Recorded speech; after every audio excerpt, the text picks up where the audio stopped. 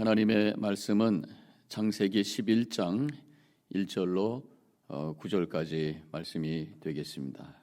제가 봉독합니다. 온 땅의 언어가 하나요 말이 하나였더라. 이에 그들이 동방으로 옮기다가 시날 평지를 만나 거기에 거류하며 서로 말하되 자 벽돌을 만들어 견고히 굽자 하고 이에 벽돌로 돌을 대신하여 역청으로 진흙을 대신하고 또 말하되 자 성읍과 탑을 건설하여 그 탑 꼭대기를 하늘에 닿게 하여 우리 이름을 내고 온 지면에 흩어짐을 면하자 하였더니 여호와께서 사람들이 건설하는 그 성읍과 탑을 보려고 내려오셨더라.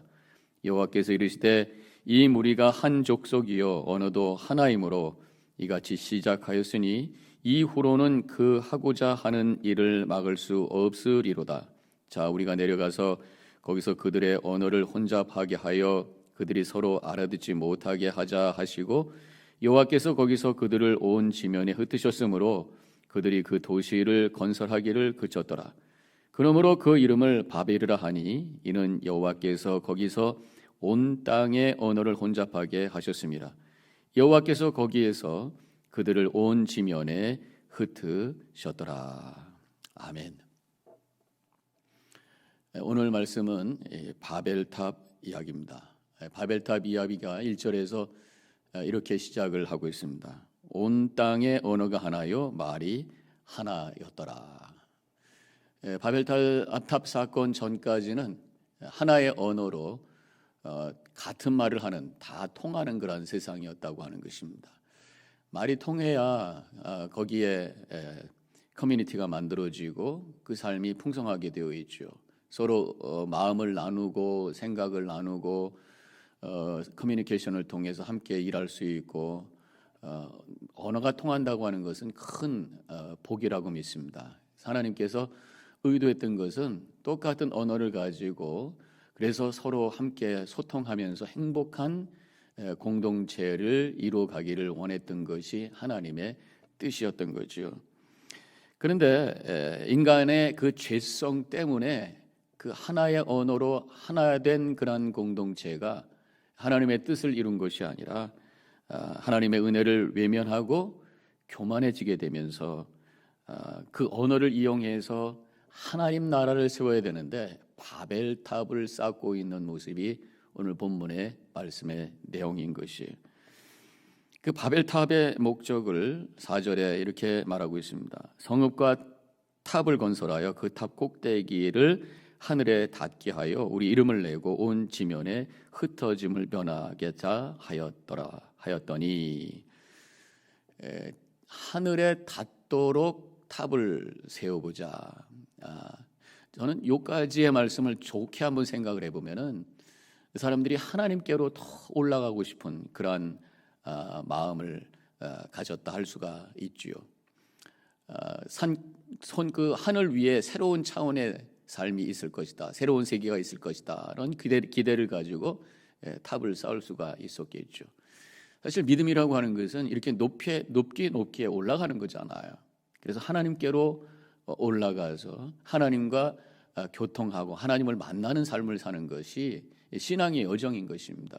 좋게 보면은 하늘로 올라가는 거, 하나님께로 올라가는 거 참 좋은 거예요. 우리가 올해의 목표가 더 가까이라는 그런 우리 교회의 목표가 있습니다. 더 가까이, 더 멀리. 이 가까이 가야 될 것 중에 하나가 바로 하나님께 가까이 가야 된다, 그런 말씀입니다. 하나님께 가까이 가기 위해서는 우리가 높이 올라가야 돼. 하나님을 바라보면서 올라가야 돼. 우리의 생각과 마음이 점점 높아져야 되는 거죠. 그런데 오늘 말씀에서는 이것이 좋은 의미가 아니었다고 하는 것입니다. 바벨탑의 그 목적이 하나님께 높이 올라가고 삶의 차원을 높이고 도덕적 차원을 높이고 이상을 높이고 이것이 아니라 오늘 말씀에 보니까 우리의 이름을 내고 온 지면에 흩어짐을 면하자.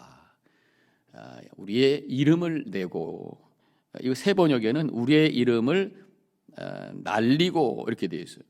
하늘에 닿으려고 하는 의도가 하나님께 가까이 가는 것이 아니라 자신의 이름을 날리는, 자신의 이름을 내는 바로 교만의 모습이었다고 하는 것입니다. 결국 이 바벨탑은 교만의 탑이 교만의 상징이 인간의 죄성이 드러난 모습이 바로 바벨탑이다, 이렇게 말할 수가 있는 것입니다. 그래서 여기서 우리가 이 바벨탑을 보면서 인간의 교만이 어떤 것인가를 알 수가 있어요. 인간의 교만은 바로 하나님을 향한 도전이라고 하는 것입니다.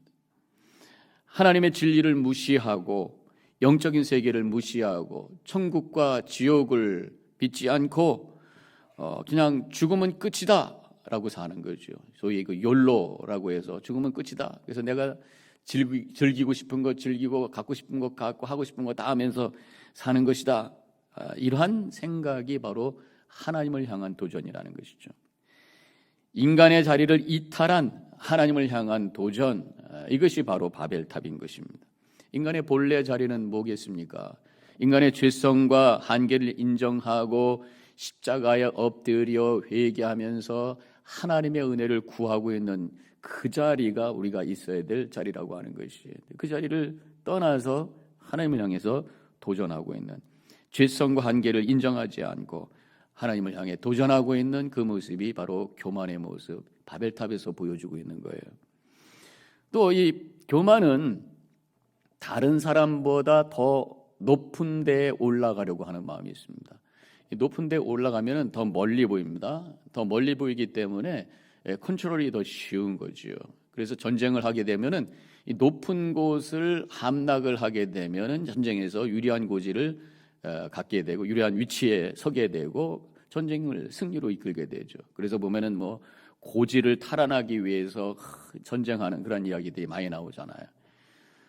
지금 우리 교회가 선교하고 있는 IT 선교지가 있는데 거기에 김승돈 선교사님이 계십니다. 김승돈 선교사님이 하고 그 선교하고 계신 그 선교센터가 요즘에 그 갱들에게 의해서 거기가 이제 사용할 수가 없는 그런 상황이 되었어요. 잘 아시다시피 지금 IT가 무정부 상태가 돼가지고 갱들이 판을 치는 세상이라는 거죠. 근데 그 갱들이 지금 이 선교사님의 계신 그 선교센터가 시리솔레이라고 하는 곳인데 아주 척박하고 가난한 동네고 아주 어려운 동네죠. 근데 그 동네에서 가장 높은 빌딩이 3층 빌딩인데 거기에 또 탑이 있습니다. 이 탑 꼭대기 올라가면은 저 선교 여행 갔을 때 올라가면 동네가 다 보이는 거예요. 뭐 하나 그 밑에 장사하는 사람들 다 보입니다. 그러니까 갱들이 그것을 점검을 해서 그것을 점령을 해서 그 고지를 탈환하려고 하는, 그래서 서로 총싸움하고 하면서 그 선교센터를 탈환을 하려고 그런 전쟁들을 했다는 그런 얘기가 있어요. 지금 결국 어떤 갱 조직이 그것을 함락을 하고 점령을 하고 그래서 지금 선교사님이 그 안에 들어가지 못하는 그런 상황에 있다는 말씀을 제가 들었습니다. 이렇게 높은 곳에 올라가는 것이 다른 사람들을 조종하고 다른 사람들을 마음대로 하고 싶은 어떤 그런 욕망에서 나온다는 거죠. 반대로 사람들이 보면은 다른 사람들이 내가 조종당하고 무시당하고 있을 때 분노하고 미워하는 것을 보면 사람들은 높아지려고 하는 그런 마음이 있어요. 그래서 다른 사람들을 이렇게 조정하려고 하는, 이게 바로 교만이라고 하는 거죠.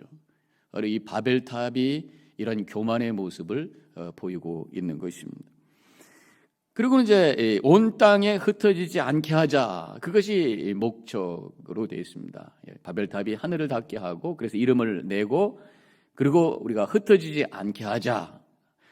뭉치면 살고 흩어지면 죽는다. 사람들은 뭉쳐서 해야 거기서 어떤 시너지가 나오고 힘이 나오는 거예요. 사람 혼자는 외로워요. 약해요. 그러나 함께 있으면 힘이 생깁니다. 그래서 힘을 가지고 큰 일을 할 수가 있어요. 그런데 함께 모였는데 그것이 뭔가 잘못된 그 함께 모이는 것이 있어요. 잘못되면 그것이 깽이 되는 거죠. 그래가지고 그 힘을 가지고 다른 사람들을 괴롭히고 또 세상을 어지럽히는 그런 나쁜 일을 할 수가 있는 거란 말이죠. 그래서 뭉쳐서 좋을 수 있고 뭉쳐서 더 나쁠 수가 있고, 지금 이 바벨탑을 쌓으면서 우리가 흩어지지 말자라고 하는 것은 바로 함께 뭉쳐서 하나님의 뜻을 하나님을 어게인스트하고 하나님의 뜻을 저버리는 그런 어떤 세상을 만들려고 하는 그러한 의도가 하나님을 대적하는 인간의 제국을 세우려고 하는 그런 의도라고 볼 수가 있는 것입니다. 물론 어떤 하나님을 향해서 도전하는 인간의 제국이 어떤 정치적인 제국은 아니겠죠. 저는 그것을 요즘 우리가 이 말씀을 어플라이하면서 요즘에 있어서 하나님을 향해 도전하는 그런 인간적인 제국이라는 것이 뭘까? 그것이 바로 세상 문화가 아닐까 그런 생각을 해보게 됩니다. 요즘은 인터넷으로 말미암아 세상이 하나가 되고 있어요. 그 어느 때보다도 하나로 연결되고 있는데 그러한 세상의 문화, 하나님을 대적하는 문화, 그것을 우리가 세속주의 문화라고 할 수 있겠죠. 세속 문화, 이것이 얼마나 이 세상을 가득 채우고 있는지 몰라요. 하나님 없는 세상, 물질 중심, 인간 중심의 세상, 하나님의 거룩한 영역을 무시하고 그저 보고 만질 수 있는 것만 가치 있는 것으로 이해하는 세상으로 점점 세상이 흘러가고 있는 것입니다. 그래서 돈과 재물이 가장 큰 힘으로 받아들이고 그래서 하나님보다는 인간이 더 중요한 존재로 인식되는 그런 세상으로 자꾸만 흘러가고 있는 것입니다. 요새 그 인권이라고 하는 단어가 굉장히 중요하게 여겨지고 있는 세상 아닙니까? 사실 인권 중요한 거예요. 그런데 이 인권이라는 단어가 모든 걸 다 흡수하는 것이 아닌가, 하나님까지도 흡수해버리는 것이 아닌가 그런 생각을 제가 보게 됩니다. 특별히 이 동성애 이슈가 요새 우리 교단적으로 굉장히 힘든 그런 이슈가 되는데 한 남자가 한 여자를 만나서 가정을 이루는 것, 이것이 하나님께서 창세기를 통해서 우리에게 주신 분명한 하나님의 뜻이에요. 그런데 이 동성애는 분명히 하나님의 뜻에 대해서 거스리는 그런 모습이란 말이죠. 근데 요즘에 이것이 자꾸만 justify 되는 이유가 뭡니까? 인권이라는 거죠. 그 사람도 하나의 인권을 가졌기 때문에 섹슈얼 오리엔테이션이 어떻든 그 사람들의 삶을 우리가 존중해 줘야 된다. 그런 거 아닙니까? 그러면서 지금 그 사람들의 어떤 그런 성적 취향이 세상을 힘들게 하고 어떤 폭력적인 것도 아닌데 왜 그 사람들 그런 것을 막냐?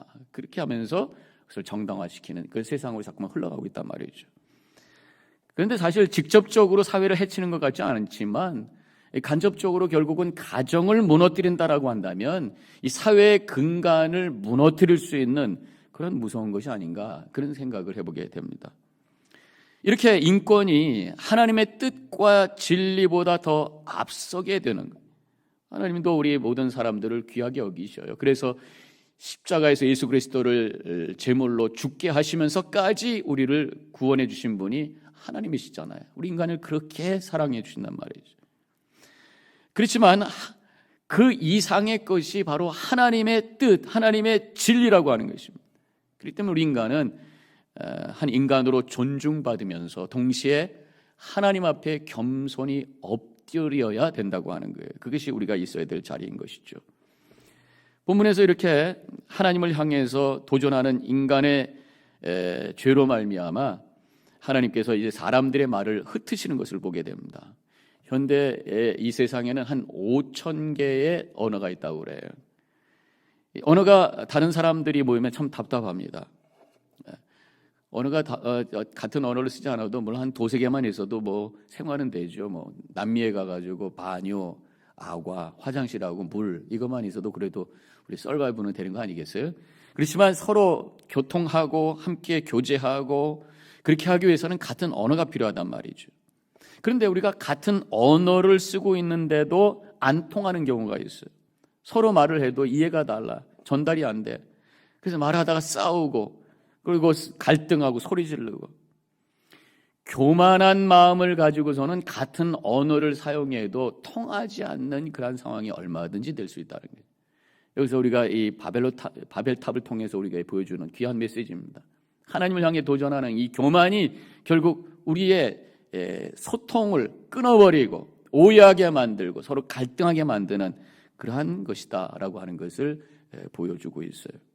그렇다면 반대로 우리가 서로 함께 소통하려면 같은 언어를 갖고 있음에도 불구하고 소통이 되지 않을 때 소통하기 위해서는 바로 겸손해야 된다는 거예요. 상대방을 존중해주고 높여주고 그래서 내가 겸손할 때에 다른 사람의 말이 들리고 서로 소통하게 되어 그래서 아름다운 공동체를 만들게 된다는 말씀입니다. 예수님께서 오셔서 하신 일이 바로 우리를 구원하시는 역사를 이루셨어요. 십자가 위에서. 동시에 다시 이제 바벨탑 이후에 갈라지고 소통하지 못했던 이 세상을 다시 통하는 세상으로 만드시는 역사를 이루신 분이 바로 예수 그리스도라고 하는 것입니다. 에베소서 1장 10절에서 이렇게 쓰여져 있습니다. 하늘에 있는 것이나 땅에 있는 것이나 다 그리스도 안에서 통일되게 하려 하심이라. 하늘과 땅에 있는 모든 우주적인 사람과 사리의 이 모든 것들이 통일이 되고 연합이 되고 하나가 되게 하시는 분이 바로 예수 그리스도. 우리 개개인이 구원받고 공동체가 세상이 서로 연결이 되고 소통하는 그런 세상을 만들기 원하시는, 그것을 위해서 오신 분이 바로 예수 그리스도이신 줄로 믿습니다. 예수를 믿을 때에 우리는 겸손하게 되어 있어요. 나 같은 죄인 살리신 주님의 은혜 감사합니다 하면서 엎드려지며 경배하며 겸손할 때에 다른 사람을 존중하게 되고, 그래서 소통하게 되고, 거기 아름다운 관계와 공동체가 만들어지게 되는 것입니다. 바로 그것이 거룩의 한 면이라고 믿습니다. 우리가 예수 믿고 거룩한 삶을 사는 거예요. 거룩하게 말하고 거룩하게 행동하지만 교만한 모습을 갖고 있다면 그것은 거룩이 아니에요. 진정으로 내가 예수 믿어서 거룩한 삶을 살고 있다면 겸손하게 나를 낮추게 되고, 다른 사람과 그래서 좋은 관계 속에서 서로 교통하면서 하나된 그런 공동체, 하나된 교회를 세우는 그러한 삶을 살게 된다고 하는 것입니다. 오늘 우리 안에 교만이 있는지, 우리 안에 세속적 문화, 물질적 문화가 흐르고 있는지를 다시 한번 점검하고 주님 앞에 엎드려지는 이 시간이 되시길 바랍니다. 그래서 겸손함으로 우리 가정과 우리 교회가 하나님의 나라로 세워지는 놀라운 은혜를 경험하는 우리 성도님들이 되어주시길 주님의 이름으로 간절히 축원합니다. 기도하십시다. 감사합니다. 하나님, 저희들에게 주님의 은혜로 믿는 자가 되게 하시고 이제 우리를 거룩의 삶으로 이끌어 주심을 감사합니다. 좀 더 주님 앞에 겸손해지기 원합니다. 그래서 우리의 삶 속에 좋은 관계와 아름다운 공동체가 세워질 수 있는, 서로 소통할 수 있는 삶을 살아가는 저희들이 되게 하여 주옵소서. 행여나 우리 안에 바벨탑이 있는지, 교만의 탑이 있는지, 세속 문화의 탑이 있는지 점검하게 하시고 주님 앞에 엎드려 결단하며 새로운 삶을 향해 나아갈 수 있도록 함께하여 주시옵소서. 이제는 우리 주 예수 그리스도의 은혜와 하나님 아버지의 극진하신 그 사랑과 성령의 감화감동 교통하심이 결단하고 나아가는 이 자리에 있는 모든 성도님들 머리 위에 지금부터 영원히 함께 하시기를 간절히 축원하옵나이다. 아멘.